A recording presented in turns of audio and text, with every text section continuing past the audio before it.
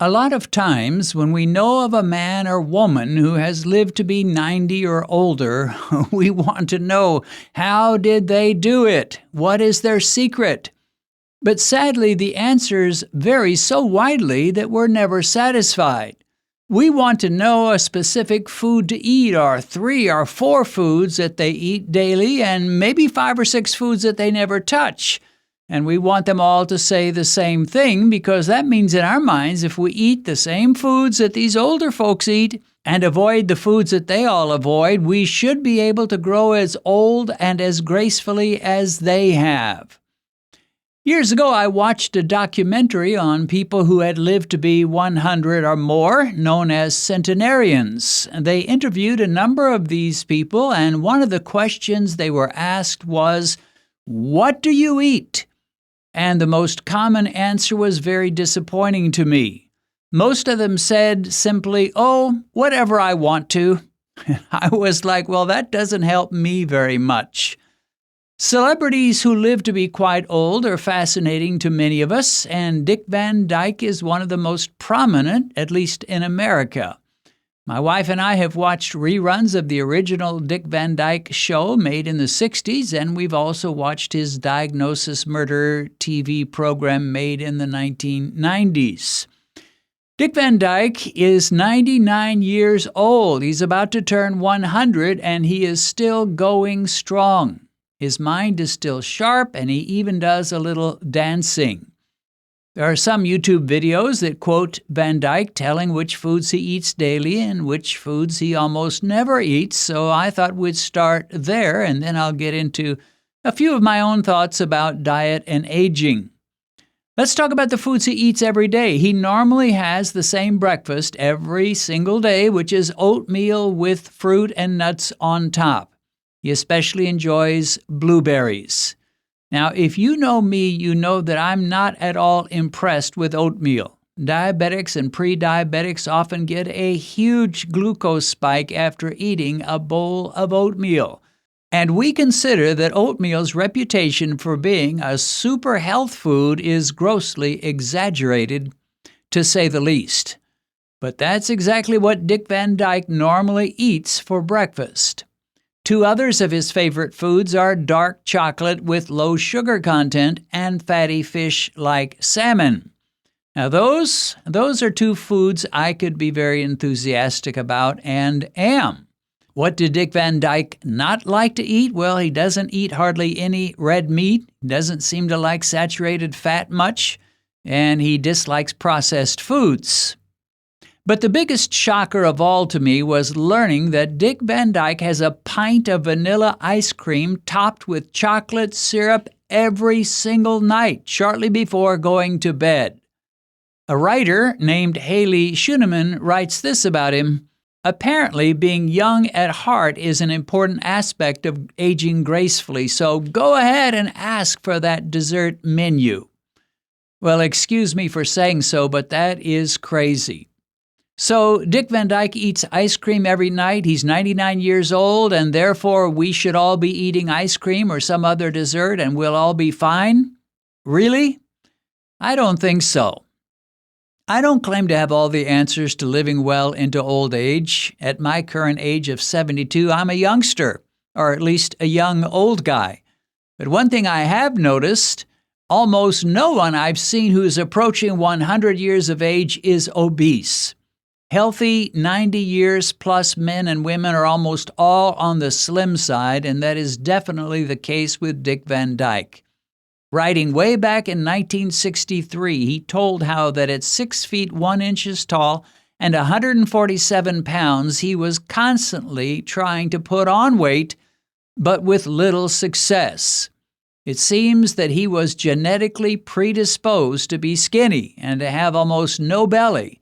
And looking at his age and his sharpness today, I don't think anyone could say that his thinness has done him any harm. In an interview with Entertainment Tonight, he said, "I've often tried to think, what did I do to live this long, and I can't figure it out. The only thing is I've always exercised." Well, I'm sure that helps. He also does not like to eat highly processed foods and foods that he considers junk foods. The problem with trying to find a special formula and secret fountain of youth by analyzing the life of one or more older men or women is that people have many different habits, diets, and ways, and if you just focus on one or two of them, you're not likely to find that it works for all. The truth is that some people are genetically predisposed to age well and live long, and others are not.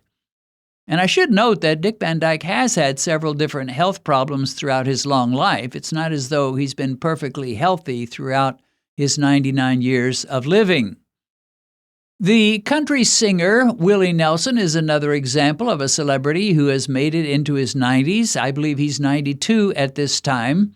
He also eats oatmeal for breakfast, but in his case, he eats eggs and bacon for supper or dinner, and he does not eat ice cream every night like Dick Van Dyke. He only eats 2 meals per day, breakfast and supper, so I guess you could say he's into intermittent fasting or time-restricted eating, although he may not call it that. Now, Willie Nelson is not slim as Dick Van Dyke, but he is about average weight for his height, weighing around 155 pounds. Nobody would call him fat. And Willie also believes in physical activity. He's been involved in martial arts for the last 20 years. He says, as you've always heard, if you don't use it, you'll lose it. You need to move. So every day I'll jog or walk or do some sit-ups. Now, you may be saying, I think I want to be just like Dick Van Dyke. If he can eat oatmeal for breakfast and ice cream before bed, I should be able to as well. Wrong. Here's a newsflash. If you've ever been diagnosed with diabetes or even pre-diabetes, you are no Dick Van Dyke, not even close. Life seems a little unfair, but the truth is that some of us have tendencies toward diabetes and others do not. Many people fight obesity all their adult life, while others, like Dick Van Dyke, can never gain enough weight to even look average. If you live to be 90 years or over and you're in good health with a sharp mind, you've won the genetic lottery, my friend. I don't have much that I could teach you, nor would I even try. If it ain't broke, don't fix it. But this channel, this Beat Diabetes channel, is not for the Dick Van Dykes or the Willie Nelsons of the world. It is for men and women who've been diagnosed as diabetic with A1Cs of 8, 10, 12, 14, or even higher. For them, eating oatmeal and ice cream is dietary suicide, regardless of how well it works for Dick Van Dyke. Diabetics with raging blood sugar levels and encroaching diabetic complications such as neuropathy, kidney failure, liver failure, and constant urinary tract infections, near blindness, heart attacks, and strokes, are in desperate need of dietary intervention, and that means dramatically, seriously, and ruthlessly reducing the carbohydrates in their diet. Away with the ice cream, the oatmeal, the sodas, the fruit juice, and the potatoes and rice, the white bread, the brown bread, and the cakes and pies. Start eating meat, low-carb vegetables, and high-fat dairy like cheese, heavy cream, and butter. Most diabetics who were diagnosed in their 40s or 50s really do not need to worry about how healthy they'll be in their 90s. They'll be doing good if they make it to 75. And if they do make it to 75, chances are pretty good that they will have spent those last 10 years battling all kinds of miserable health problems.